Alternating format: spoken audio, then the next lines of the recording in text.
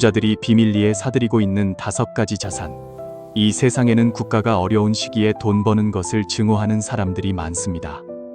하지만 동시에 그런 사람들 스스로가 기회가 없어서 가난하다고, 수익성 높은 사업은 이미 독점되었다고 한탄합니다. 제가 애플이나 아마존 같은 회사를 직접 차려야 할까요? 저는 그저 웃음만 나올 뿐입니다. 미국 MBA 과정에서 세계 최고 경영자들을 어떻게 교육하는지 아십니까? 그들의 교재에는 명확하게 적힌 문장이 하나 있습니다. 지난 100년 동안 눈을 감고도 돈을 벌 수 있을 만큼 가장 돈 벌기 쉬웠던 시기는 바로 1932년이었습니다. 왜일까요?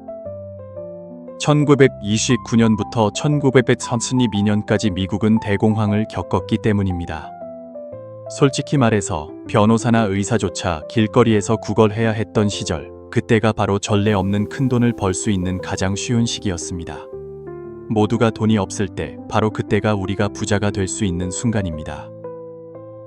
이것은 자산의 재분배 과정이며, 이 기회를 잡으면 우리의 계층과 부는 약 100년 동안 공고해질 것입니다. 이것이 바로 부는 3대를 넘기지 못한다는 말이 나온 이유이기도 합니다. 우리는 거의 100년을 기다렸고 마침내 이 기회가 왔습니다. 재운술, 시청자 여러분 안녕하십니까?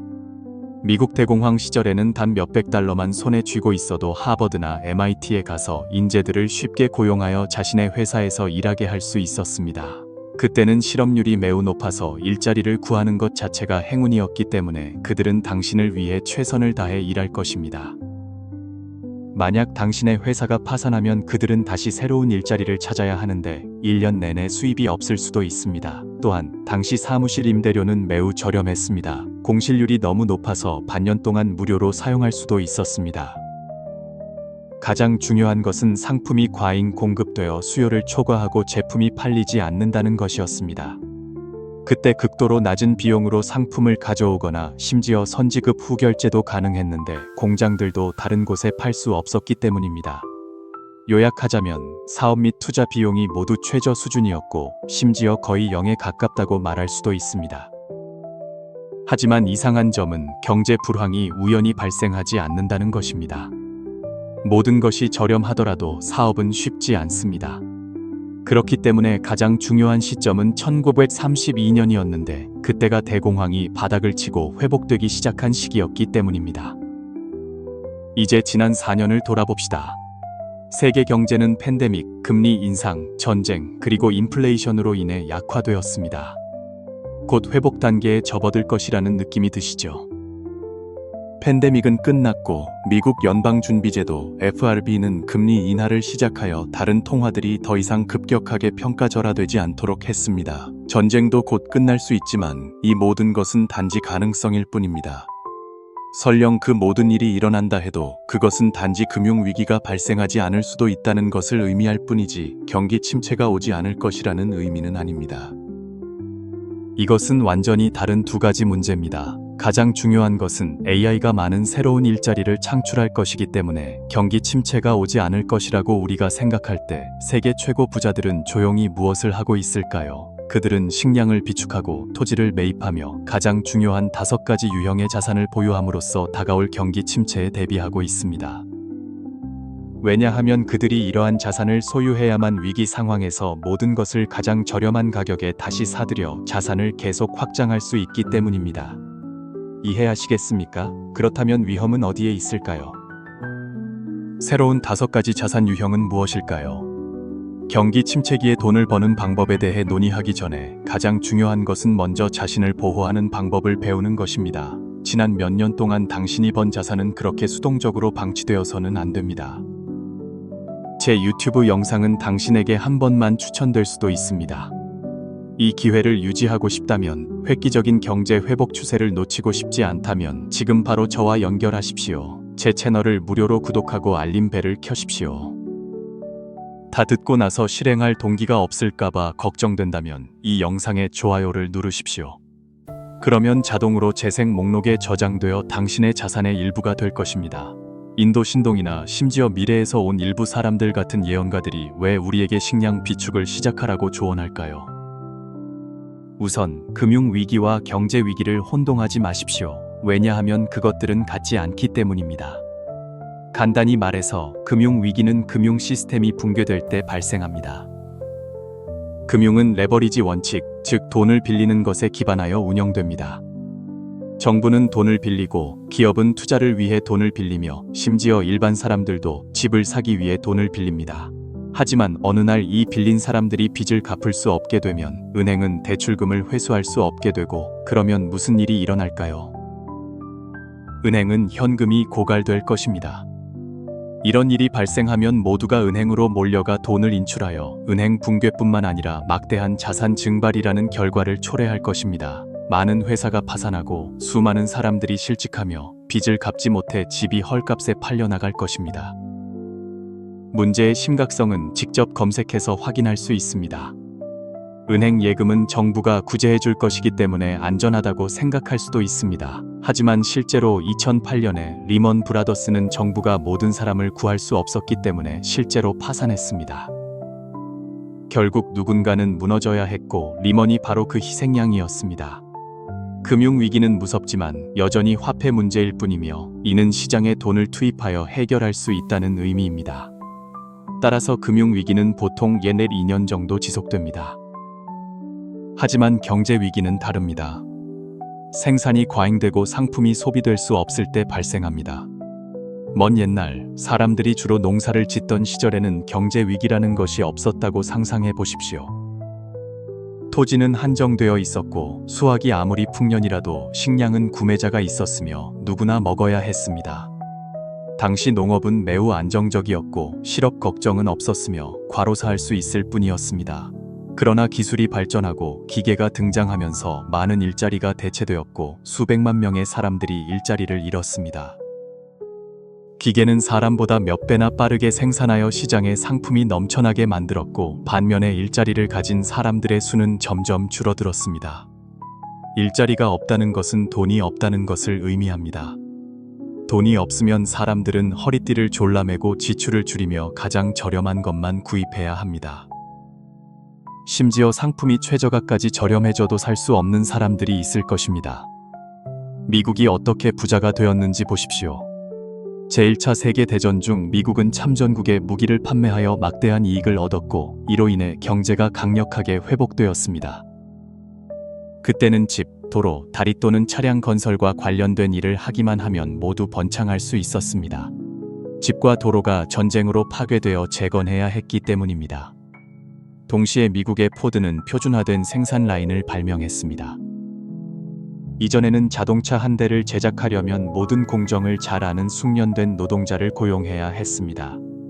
그들은 직접 차체를 만들고 자동차 램프, 핸들, 타이어를 장착해야 했기 때문에 자동차 한 대를 완성하는 데 한 달이 걸릴 수도 있었습니다. 그런 노동자 10명이라도 한 달에 겨우 10대의 자동차를 생산할 수 있었습니다.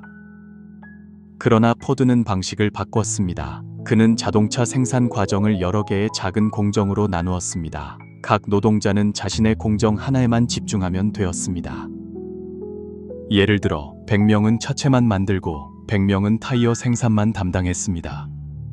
모든 부품이 완성되면 조립하기만 하면 바로 완성된 자동차가 나왔습니다. 이것이 바로 생산 라인입니다. 덕분에 많은 사람들이 일자리를 얻었습니다.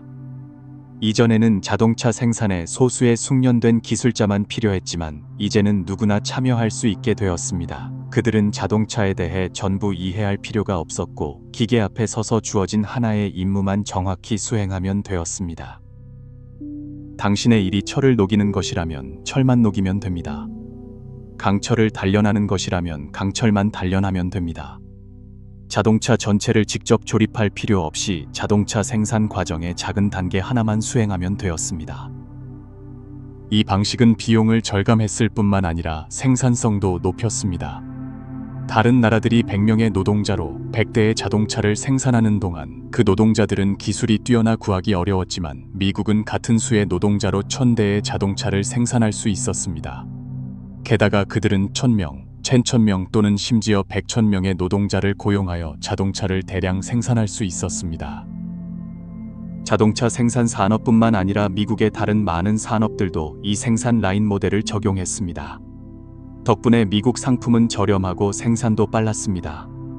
다른 나라에서는 자동차 한 대를 사려면 몇 년을 기다려야 할 수도 있었지만 미국에서는 한 달밖에 걸리지 않았습니다. 이로 인해 많은 사람들이 이전 직업을 버리고 공장 노동자가 되었습니다.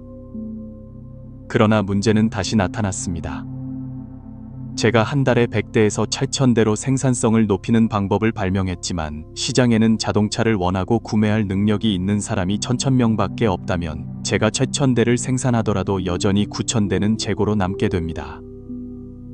이것이 바로 과잉 생산 상태입니다. 상품 생산이 너무 빠르고 너무 많아졌기 때문에 상품이 팔리지 않자 공장들이 대량으로 파산하기 시작했습니다. 그래서 수많은 공장들이 도미노 효과처럼 무너졌고 수많은 노동자들이 일자리를 잃었습니다. 이때가 되어서야 그들은 실직하면 다른 아무것도 할 줄 모른다는 것을 깨달았습니다. 공장에서 그들은 철을 단련하고 나사를 조이는 방법만 배웠습니다. 예전에는 실직하더라도 여전히 손에 기술이 있었습니다. 하지만 이제 그들은 쓸모없는 기계나 다름없었고 미국은 역사상 가장 심각한 불황기에 접어들었습니다. 거리 곳곳에는 가난한 사람들로 가득 찼고 살기 위해 물물 교환을 해야 했습니다. 그때 미국 정부는 여전히 자유경쟁주의를 믿었고 개입할 필요 없이 시장이 저절로 조정될 것이라고 생각했습니다. 이전에는 이것이 맞았습니다. 예를 들어 어느 해 풍년이 들면 농산물 가격이 자동으로 하락하여 상품이 더 빨리 소비되도록 도왔습니다. 하지만 지금 문제는 자동차를 대량 생산하더라도 사람들은 이미 차를 가지고 있어서 아무도 더 사고 싶어 하지 않는다는 것입니다. 자동차 회사들이 손해를 보고 팔더라도 사는 사람이 없었습니다. 결과적으로 수많은 공장들이 버티지 못하고 차례로 문을 닫았고 노동자들은 대량으로 실직했습니다. 돈이 있는 사람들조차 지출하는 대신 주머니에 돈을 넣어두는 쪽을 선택했습니다. 이것이 오늘날 반복되고 있다는 것을 알아차리셨습니까? 많은 국가에서 주택 가격이 급격하게 조정되고 있습니다. 예를 들어 중국에서는 주택 가격이 점점 저렴해지고 있지만 사람들은 여전히 구매할 능력이 없거나 돈이 충분하더라도 감히 사지 못합니다. 반대로 집을 임대하는 사람들의 수는 점점 늘어나고 있으며 자동차 시장도 마찬가지입니다. 차를 사는 사람이 점점 줄어들고 전 세계 휘발유 자동차 회사들은 계속해서 가격을 인하하는 반면 중고차 시장은 침체되어 있습니다.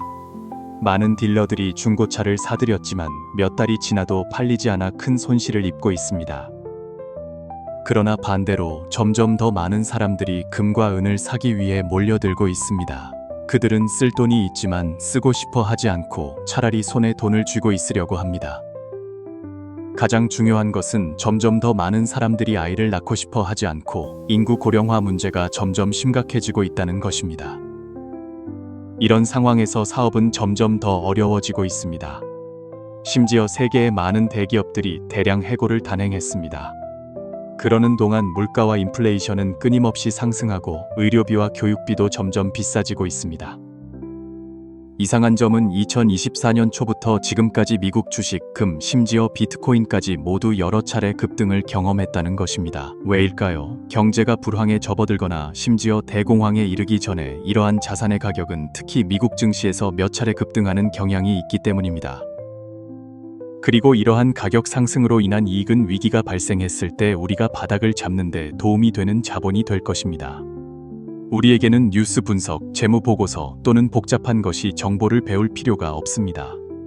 왜냐하면 실제 투자 원리는 매우 단순하기 때문입니다. 많이 배울수록 혼란스러워지기 쉽습니다. 가장 낮은 위험으로 가격이 급등하는 추세일 때 매수하는 방법과 방향이 틀렸을 때 적시에 손절하는 방법만 알면 됩니다. 가장 중요한 것은 진정으로 경험과 결과가 있는 스승을 찾는 것입니다. 모두가 돈을 쓰고 싶어 하지 않을 때 한 인물이 나타나 판도를 바꾸었습니다. 존 메이너드 케인스. 저는 그에 대해 연구하며 대학 4년을 보냈습니다. 케인스는 당시 미국 대통령에게 국민들이 돈을 쓰고 싶어 하지 않고 현금만 보유하고 있을 때는 정부가 개입해야 한다고 말했습니다. 예를 들어 정부는 채권을 발행하여 국민들로부터 돈을 빌릴 수 있습니다. 돈을 확보한 후 정부는 국민들을 대신하여 지출하고 명승지, 인프라와 같은 공공사업에 투자하거나 파산 직전의 기업을 구제할 것입니다. 이것이 바로 대공황을 치료한 처방이었습니다. 그리고 당시 새로 당선된 대통령은 감히 그대로 따랐습니다. 그는 경제에 투자하기 위해 계속해서 돈을 빌렸고 홍수를 막기 위해 나무를 심는 수많은 노동자들을 고용했으며 도로, 주택, 공항, 병원, 학교 등을 건설했습니다. 이것이 바로 1932년에 가장 쉽게 돈을 벌 수 있는 기회였습니다. 그때는 밖에 나가서 사업을 하기만 하면 무엇이든 돈을 벌 수 있었습니다. 무슨 사업을 해야 할지 모른다면 정부가 알려줄 것입니다. 예를 들어 그들은 학교 하나 지어줄 수 있겠소? 라고 말할 것입니다. 그뿐만 아니라 정부는 적극적으로 프로젝트를 당신에게 맡기고 심지어 선불로 돈을 지불했습니다. 그 당시에는 위기가 막 끝났기 때문에 인력 고용, 사무실 임대가 매우 저렴했고 심지어 무료일 수도 있었습니다. 이 정책은 정부가 국민들에게 돈을 나눠주는 것과 다름없었습니다. 미국은 전 국민으로부터 돈을 빌린 다음 그 돈을 창업을 감행한 사람들에게 전달했습니다. 이 기업가들은 그 후 노동자들을 고용하여 다른 사람들에게 일자리를 창출했습니다. 덕분에 실업률은 즉시 절반으로 줄었고 GDP는 2배로 증가했습니다. 모두가 일자리를 갖게 되어 미래에 대한 걱정이 없어지자 절도, 폭동이 급격히 감소했습니다. 그때 사람들은 더 이상 두려워하지 않고 다시 기꺼이 지출하기 시작했습니다. 당시 창업을 감행했던 사람들은 모두 오늘날 최고의 억만장자가 되었습니다. 그 새로 당선된 대통령이 바로 프랭클린 D. 루스벨트였고 그는 나중에 미국 역사상 가장 사랑받는 대통령이 되었습니다. 그가 한 가장 중요한 일 중 하나는 대공황의 위험을 다른 나라로 이전한 것이었습니다.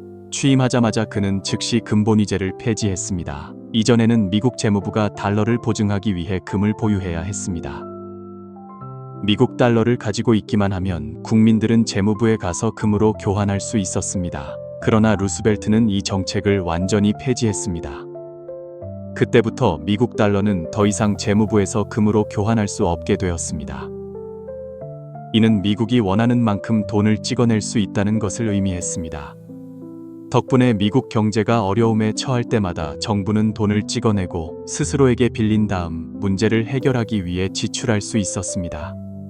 그러는 동안 다른 나라들은 여전히 석유, 금을 구매하고 국제 거래를 하기 위해 미국 달러가 필요했습니다. 그래서 그들은 사업을 하기 위해 미국으로부터 달러를 빌려야 했습니다. 바로 이것 덕분에 달러는 공식적으로 패권 통화가 되었고 미국은 전 세계가 인정하는 유일한 강대국이 되었습니다. 영국과 달리 미국은 영토를 침략하거나 무력으로 식민지를 확장할 필요가 없었습니다. 그 방식은 비용이 많이 들고 힘이 들며 너무 시대에 뒤떨어졌습니다. 대신 미국은 자본을 사용하여 세계 경제를 재편하고 이익을 분배하며 전 세계가 그들에게 의존하도록 만들었습니다. 이것이 바로 금융식민주의, 즉 무기가 필요 없는 침략과 착취의 한 형태입니다. 그렇다면 이 메커니즘은 어떻게 작동할까요? 우선 미국은 연방준비제도 FED를 설립하여 이를 세계 금융 중심지로 만들었습니다. 그들은 계속해서 돈을 찍어내고 전 세계에 달러를 풀었고 다른 나라들은 생산 역할을 담당했습니다. 유럽은 기술 발명과 혁신을 담당했습니다. 아프리카와 중동은 천연 자원을 공급했습니다. 동남아시아는 세계의 공장이 되어 상품을 생산했습니다. 이들 국가가 수출로 부유해지고 미국 달러가 시장에 넘쳐나자 미국은 다시 FED의 통화 정책을 사용하여 달러를 본국으로 빨아들였습니다. 예를 들어 그들은 금리 인상, 금리 인하 전략을 사용하거나 군사력을 이용하여 세계 경제를 조작하여 다른 나라들을 위기에 빠뜨렸습니다. 국가 경제가 붕괴되면 미국은 가치가 상승한 달러를 사용하여 해외에서 가치가 하락한 자산을 다시 사들였습니다. 예를 들어 그들은 일본의 주요 상사들을 인수했고 한국의 최대 재벌들을 인수했습니다. 실제로 전 세계 대부분의 대기업에는 미국 금융그룹이 참여하고 있습니다. 그래서 다른 나라들이 밤낮으로 일하고 공장을 짓고 자원을 채굴하고 돈을 벌더라도 결국 모두 미국 금융 재벌들을 부유하게 만들고 있는 것입니다. 이것이 바로 미국이 대공황의 위험을 나머지 세계로 이전한 방식입니다. 전 세계가 점차 영향을 받고 있습니다. 그리고 이것이 바로 제가 대공황이 100년 후에 재현될 수 있다고 말하는 이유이기도 합니다. 현재 많은 국가에서 인구 고령화 문제를 겪고 있다는 것을 쉽게 알 수 있습니다. 예를 들어 일본에서는 점점 더 많은 사람들이 아이를 낳고 싶어 하지 않고 심지어 연애조차 하고 싶어 하지 않습니다. 또는 한국처럼 많은 사람들이 가만히 누워 지내는 생활 방식을 받아들였고 굶어 죽지만 않으면 충분하다고 생각합니다. 집도 차도 살 수 없는데 돈을 벌어서 무엇을 하겠습니까? 살 수 있다고 해도 빚을 져야 하고 일단 빚을 지면 우리는 다시 미국 금융그룹의 노예가 되는 것 아닙니까? 우리는 빚을 갚기 위해 끊임없이 일해야 합니다. 중국과 같이 많은 국가에서 집은 지어졌지만 아무도 사지 않는다는 것을 분명히 알 수 있습니다. 독일에서는 많은 자동차가 생산되지만 아무도 사지 않습니다. 이전에는 부자들만 소유할 수 있었지만 이제는 A클래스 모델이 점점 더 보편화되고 있습니다. 바로 엊그제 저는 A250 한 대가 옆을 지나가는 것을 보고 웃음을 터뜨리지 않을 수 없었습니다. 이는 세계 경제가 침체되고 과잉 생산이 점차 드러나고 있음을 보여줍니다. 미국은 석유를 사기 위해 전 세계가 필요로 했기 때문에 달러 덕분에 절대적인 우위를 점했습니다. 그러나 이제 세계 산업은 포화 상태에 이르렀고 석유 수요는 안정되었으며 심지어 감소하는 추세입니다. 게다가 석유도 더 이상 반드시 미국 달러로 구매해야 하는 것은 아닙니다. 그래서 미국은 마치 쳇바퀴를 도는 쥐와 같아서 멈출 수가 없습니다. 그들은 전 세계가 그들의 기술을 구매하기 위해 계속해서 미국 달러를 사용하도록 새로운 기술 혁명을 창출해야 합니다. 이전의 인터넷 혁명을 다시 보십시오. 그것은 수많은 전통 산업을 없앴고 바로 미국이 이 추세를 시작했습니다. 그로부터 아마존, 마이크로소프트, 페이스북과 같은 독점 기업들이 생겨났습니다. 다른 나라들은 기술에서 뒤처지고 싶지 않고 세계로부터 무시당하고 싶지 않다면 새로운 기술을 배우기 위해 미국에 수업료를 지불해야 했습니다. 하지만 이제 배워야 할 것은 전 세계가 이미 다 배웠습니다. 누가 인터넷을 사용할 줄 모르겠습니까? 누가 유튜브를 볼 줄 모르겠습니까? 바로 그렇기 때문에 미국은 새로운 기술 혁명, 즉 인공지능 AI를 추진해야 합니다. 이 기술은 나머지 세계를 훨씬 뛰어넘어야 하며 다른 나라들이 미국에 와서 배우고 미국 달러로 지불하도록 해야 합니다.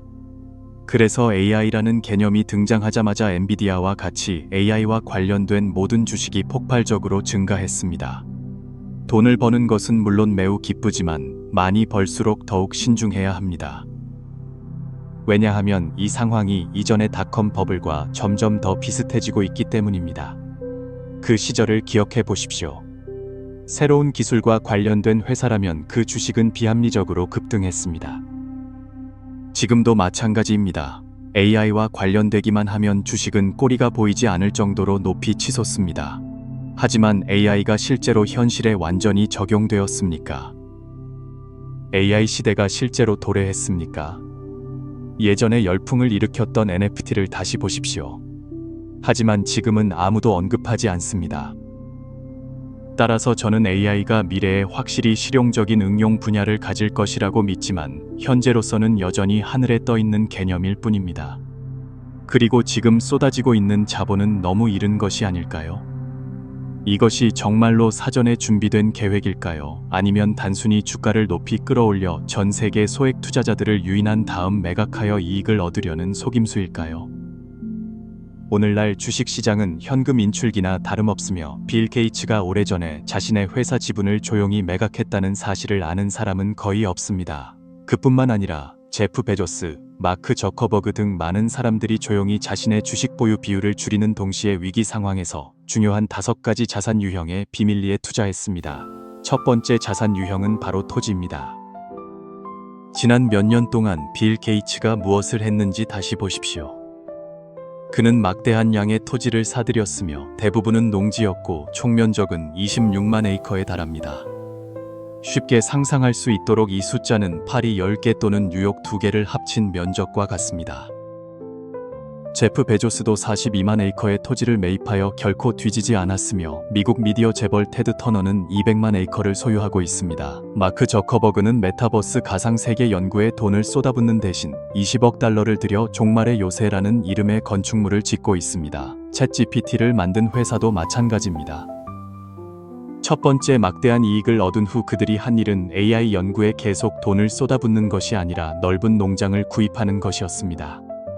왜 이 기술 거물들은 토지를 사재기하는데 몰두할까요? 돼지를 키우려는 걸까요? 음모론에 대해 논할 필요 없이 실제 수치만 보면 충분합니다. 2008년 금융위기와 같이 미국 주식 시장이 붕괴될 때마다 미국 주식이 거의 50% 가치를 잃었을 때 미국 농지 가격 지수는 17%나 급등했습니다. 농지는 임대할 수도 있고 팔 수도 있으며 경작할 수도 있습니다. 수익률로 따지면 지난 20년 동안 미국 농지는 주식 시장에 뒤지지 않았습니다. 변동성으로 따지면 훨씬 안정적이었습니다. 이것이 제가 아는 많은 기업가들이 미국으로 건너가 토지를 구입한 이유입니다. 더 중요한 것은 농지를 사용하여 식량을 재배할 수 있다는 것입니다. 이것이 바로 대공황 시기의 두 번째 자산 유형입니다. 농지의 가장 큰 용도는 식량 생산입니다. 현대 사회인데 기근이 또 발생할 수 있을까 의아해할 수도 있습니다. 거지조차 굶어 죽을 정도는 아니지 않습니까? 하지만 경제 불황이 발생하고 전쟁의 영향이 더해지면 가장 비싼 것은 바로 식량입니다. 현재 세계 상황을 보면 전쟁이 한동안 지속되었고 많은 국가가 참전했습니다. 단지 자신과 관련이 없다고 생각해서 신경 쓰지 않을 수도 있습니다. 바로 그렇기 때문에 미국 금융계는 대규모로 토지를 사재기하고 있습니다. 이것은 미래에 대해 무엇을 예고하는 것일까요? 아마도 내부자들만이 실제로 잘 알고 있을 것입니다. 전 세계 많은 국가들이 적극적으로 매입하고 있는 세 번째 자산 유형은 바로 금과 은입니다. 이것들은 제가 항상 우선적으로 보유하는 자산입니다. 주식시장에서 달러로 이익을 얻을 때마다 저는 항상 일부를 금이나 은으로 전환합니다. 이유는 매우 간단합니다. 만약 미국 달러나 전체 금융 시스템이 붕괴된다면 우리가 보유하고 있는 지폐는 가치가 없어질 것입니다. 그리고 그때 세계는 신이 만든 유일한 통화, 즉 금과 은만 사용할 것입니다. 이 내용은 제가 이전 분석에서 언급한 적이 있습니다. 금만 있으면 전 세계 어떤 통화로든 교환할 수 있습니다. 하지만 어떤 통화든 금으로 교환할 수 있는 것은 아닙니다. 수백 년 동안 수많은 종류의 돈이 사라졌지만 금만이 여전히 존재합니다. 인류가 멸종하더라도 금은 이 세상에 계속 남아있을 것입니다. 저처럼 자산을 보호하고 싶거나 대공황 시기에 저렴한 자산을 매입할 기회를 활용할 충분한 자원이 있다면 금은 확실히 가장 가치 있는 자산입니다. 누구나 살 수 있고 제가 금을 샀을 때 팔 생각은 없습니다. 제가 선택한 네 번째 자산 유형은 대중의 통화, 즉 비트코인입니다. 지난 한 해 동안 블랙록, 피델리티의 ETF 펀드와 정치인, 대통령은 당신이 눈치채지 못하는 사이에 매일 조용히 비트코인을 매입했습니다. 그들은 우리가 모르는 무엇을 알고 있을까요? 이때 많은 사람들이 저에게 묻습니다. 최근에 투자할 만한 것이 있습니까? 돈 벌 기회가 있습니까? 만약 제가 당신에게 말한다면 사실 저는 당신을 해치고 있는 것입니다. 왜일까요? 전설적인 투자자 워렌 버핏을 보십시오. 그는 저보다 훨씬 뛰어납니다. 그렇죠. 매년 그는 자신이 매입한 주식 포트폴리오를 공개합니다. 그렇다면 당신은 그를 따라 사기만 하면 되지 않겠습니까? 하지만 실제로는 어떻습니까? 예를 들어 버핏이 애플 주식을 좋아한다고 말하면 곧바로 애플 주가가 급등합니다. 당신은 그것을 보고 뛰어들어 사지만 바로 다음 날이나 며칠 후에 가격이 하락하고 당신은 손실을 봅니다. 그렇다면 버핏이 당신을 속인 걸까요? 손절매를 위해 팔아야 할까요? 만약 당신이 팔았다면 가격은 다시 오르고 그렇다면 다시 살 용기가 있겠습니까? 문제는 당신이 하나만 알고 둘은 모른다는 것입니다. 당신은 다른 사람이 밥을 떠먹여 주기를 원하지만 스스로 음식을 집는 방법을 모릅니다. 아무도 당신에게 떠먹여 주지 않으면 당신은 굶어 죽을 것입니다. 게다가 다른 사람이 당신에게 떠먹여 주는 음식이 당신에게 정말로 필요한 것인지 확실하지 않습니다. 주식도 마찬가지입니다. 왜 다른 사람은 돈을 벌 수 있는데 당신 차례가 되면 손실을 볼까요? 주식에 문제가 있는 것이 아니라 당신에게 완전히 완성된 거래 시스템이 없기 때문입니다. 잠재적인 주식을 발견하더라도 다음에 무엇을 해야 할지 모릅니다. 언제 사야 할지, 언제 팔아야 할지, 얼마나 사야 할지, 얼마나 팔아야 할지 모르기 때문에 결국에는 여전히 손실을 봅니다. 심지어 자신이 무엇을 하고 있는지 이해하지 못하기 때문에 신뢰를 잃을 수도 있습니다. 주가가 매우 높이 올랐을 때 왜 여전히 사는 사람이 있을까요? 그런 다음 가격은 계속해서 2배로 오르지만 당신은 이해할 수 없습니다. 누군가가 당신에게 구체적인 숫자를 알려주더라도 당신은 감히 따라서 투자하지 않을 것입니다. 결과적으로 당신은 여전히 아무것도 벌지 못하고 시간만 낭비하거나 더 심하게는 손실을 봅니다. 결국 당신은 저를 매우 미워하고 당신을 해쳤다고 저를 비난할 수도 있습니다. 그러므로 당신은 결과뿐만 아니라 그 뒤에 있는 이유도 이해해야 합니다. 이전에 비트코인과 금 선물 계약은 저에게 주식과 마찬가지로 단지 투기 도구였습니다. 하지만 최근에는 비트코인을 장기적으로 보유하는 것을 고려하고 있습니다. 비트코인이 계속해서 급등할 것이라고 믿기 때문이 아니라 언젠가 경제 위기가 발생했을 때 비트코인이 금과 은보다 더 가치 있는 안전 자산이 될 수 있다고 생각하기 때문입니다. 그것은 대중의 통화이기 때문에 장기 자산을 보유하기로 결정할 때 항상 쉽게 교환할 수 있는지 여부를 고려합니다. 그렇지 않다면 앨런 머스크도 비트코인 지지자라는 것을 알 수 있습니다. 현재 많은 국가에서 비트코인 거래를 허용하고 있지만 여전히 많은 사람들이 비트코인은 실제 가치가 없는 사기일 뿐이라고 생각합니다. 문제는 이것이 정말로 사기라면 2008년부터 지금까지 10년 이상 존재해왔고 그 가치는 계속해서 증가하고 있다는 것입니다. 만약 지난 10년 이상 동안 당신이 비트코인에 속았다면, 즉 당신이 그것을 샀다면 지금 당신은 백만장자가 되었을 수도 있습니다.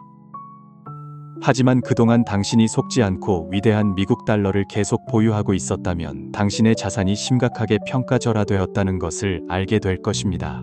이전에는 100만 달러로 뉴욕 부촌에 저택을 살 수 있었지만 지금 그 돈은 저택의 화장실 하나를 사기에도 부족할 수 있습니다. 마지막 자산 유형에 관해서는 보호 능력이 있기 때문에 잠정적으로 자산이라고 부르겠지만 아마도 미국에서만 합법적으로 소유할 수 있을 것입니다. 그것은 바로 총입니다. 미국에 가본 적이 있다면 아무 편의점에나 들어가 보면 근육질 청년들이 아무렇지도 않게 가방에 물건을 담고 천천히 계산대로 걸어가 미소를 짓고는 즉시 도망치는 것을 볼 수 있을 것입니다. 경찰이 바로 밖에 서 있어도 쫓아가지 않습니다. 왜일까요? 이제 이러한 형태의 무임승차 구매는 거의 합법화되었기 때문입니다. 도난당한 상품의 가치가 $950 미만이면 기껏해야 행정 위반으로 간주됩니다. 체포하든 안 하든 별 차이가 없고 감옥에 가두면 수감자가 너무 많아져 국가가 먹여 살려야 합니다. 바로 그렇기 때문에 수많은 도둑들이 물건을 훔친 후 즉시 아마존이나 다른 온라인 플랫폼에서 판매하여 돈을 법니다. 경제가 심각하게 침체되면 이 상황은 확실히 더욱 심각해질 것입니다. 그러므로 미국에 산다면 총을 소유하는 것이 필요할 수 있습니다. 이전에는 저와 제 배우자도 총은 단지 범죄 도구일 뿐이라고 생각하며 매우 반대했습니다. 하지만 다시 생각해보니 누군가 살인을 하고 싶다면 무엇이든 무기로 사용할 수 있다는 것을 깨달았습니다. 하지만 자신을 보호해야 할 때, 힘의 차이가 너무 클 때는 아마도 총만이 우리에게 자신을 방어할 기회를 줄 수 있을 것입니다. 요약하자면 대공황 시기에 자산을 보호하고 싶다면 이 5가지 자산 유형을 미리 준비해야 합니다. 그래야만 우리 돈이 보이지 않게 잠식당하는 것을 막을 수 있습니다. 불황이 실제로 발생하면 이러한 자산은 급격하게 가치가 상승하여 헐값에 팔려나가는 핵심 자산을 다시 사들일 충분한 재정적 잠재력을 갖게 될 것입니다. 시간 관계상 여기서 영상을 마치겠습니다. 저는 부자 되기, 사업, 투자, 그리고 재정적 자유를 얻는 방법에 대한 지식을 무료로 공유합니다. 놓치고 싶지 않다면 제 채널을 구독하고 알림벨을 켜고 이 영상을 더 많은 사람들에게 공유해 주십시오. 모든 형제자매들이 곧 재정적 자유를 얻기를 기원합니다. 제가 공유하는 내용 중에서 여러분의 삶을 개선하는 데 도움이 되는 한두 문장이라도 찾을 수 있다면 저는 이미 만족합니다.